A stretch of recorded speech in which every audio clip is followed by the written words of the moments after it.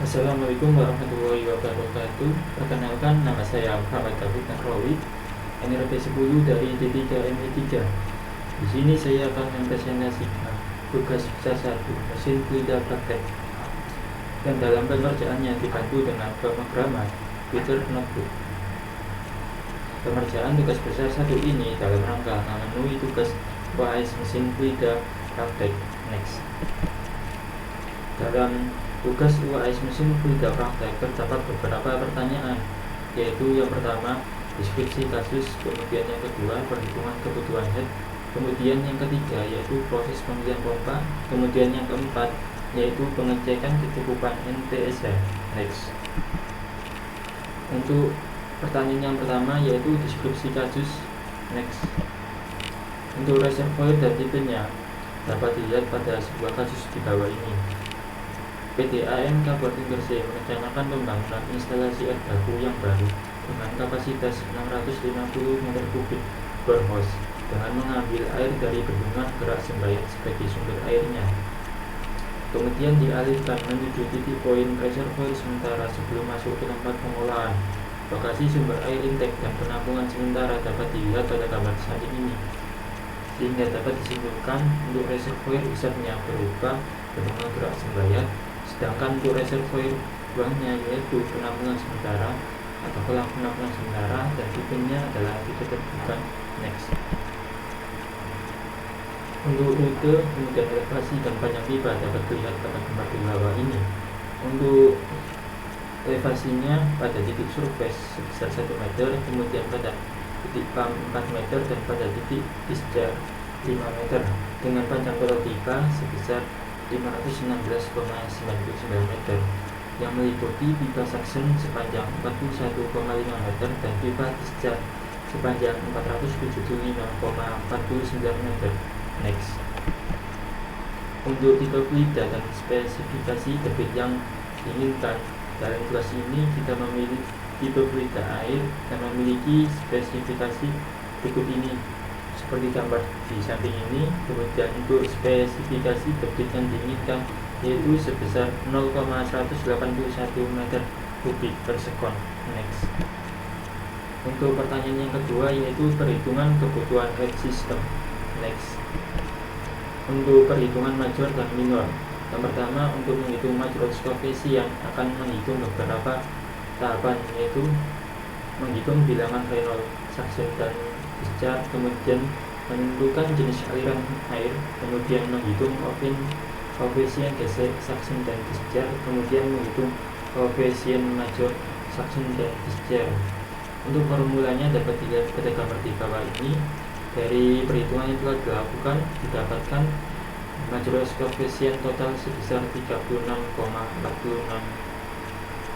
Kemudian yang kedua yaitu minor loss koefisien. Untuk menghitungnya dapat menggunakan rumus di bawah ini, yaitu K minor sama dengan K kali N, sehingga didapat K minor total sebesar 6,43. Next. Untuk menghitung head loss dapat menggunakan rumus di bawah ini. Untuk total loss koefisien yaitu K major ditambah K minor, kemudian dikali V discharge kuadrat dibagi 2G, sehingga menghasilkan nilai sebesar 72,22 meter. Sedangkan untuk head system dapat dilakukan perhitungan dengan menggunakan rumus di bawah ini. Setelah melakukan perhitungan didapatkan HPREX sebesar 77,21 meter. Next. Untuk proses pemilihan pompa yaitu untuk pertanyaan yang ketiga. Next. Untuk penentuan tipe pompa dapat dilakukan beberapa langkah, yaitu yang pertama tentukan spesifikasi sistem mulai dari debit, kecepatan aliran hingga sifat-sifat fluida.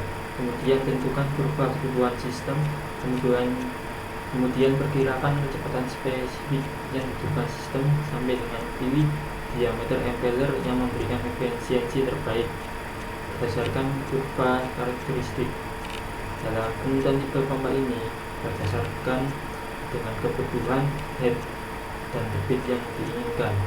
Pada tugas ini kita akan menggunakan pompa jenis sentrifugal produksi dari pabrikan Ebara.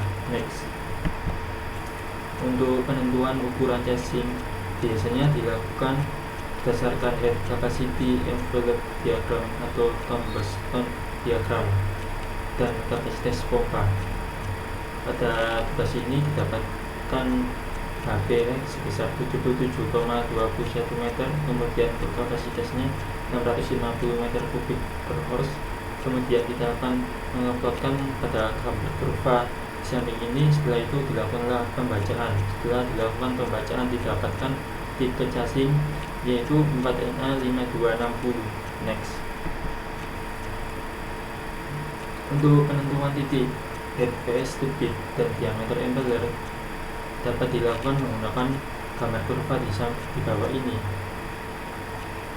Sebelum menentukannya kita harus menguploadnya berdasarkan titik head PS to bit.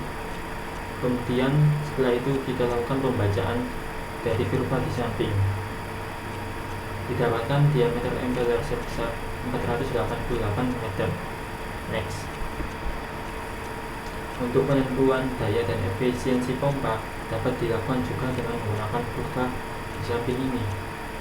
Setelah melakukan penguploadan, maka dapat dilakukan pembacaan dan didapatkan hasilnya yaitu daya pompa sebesar 160 kW, kemudian efisiensi pompa sebesar 79%, kemudian NPSHR sebesar 4.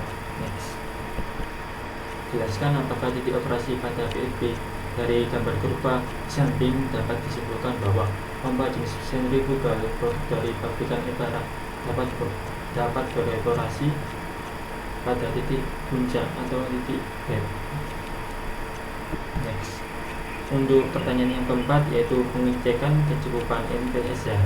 Next, untuk perhitungannya dapat menggunakan rumus di bawah ini. Kemudian setelah dilakukan perhitungan didapatkanlah NPSHR NPSHA sebesar 10,05 meter, sedangkan untuk NPSHR sebesar 4 meter didapat dari kurva sebelumnya tadi. Untuk penentuan NPSH rekrut ini dapat diperoleh dengan melakukan pengujian pompa. Untuk kurvanya sendiri biasanya harus disediakan oleh pabrikan pompa. Kemudian untuk kondisi yang harus dipenuhi yaitu NPSHA harus lebih besar dari NPSHR. NPSHR ini adalah NPSH yang dibutuhkan oleh pompa untuk beroperasi dengan baik tanpa kavitasi. Next, jelaskan apakah pompa aman dari kavitasi. Dari perhitungan yang dilakukan didapatkan NPSHA sebesar 10,05 meter dan NPSHR sebesar 4 meter, maka dapat disimpulkan bahwa NPSHA lebih besar dari NPSHR sehingga pompa aman dari kavitasi. Next, kesimpulan dari kasus ini dapat diambil kesimpulan bahwa tipe pompa yang digunakan adalah pompa sentrifugal Ebara 4NA5260. Pompa ini beroperasi dengan efisiensi 79% dan daya motor 160 kW. Pompa ini tahan terhadap kavitasi dikarenakan memenuhi NPSHA lebih besar dari NPSHR. Kemudian untuk pipa section mengalami perpanjangan sebesar 5,82 meter untuk menjadi inlet pipa tetap di bawah permukaan ketika muka air turun di musim kemarau. Next, sekian dan terima kasih.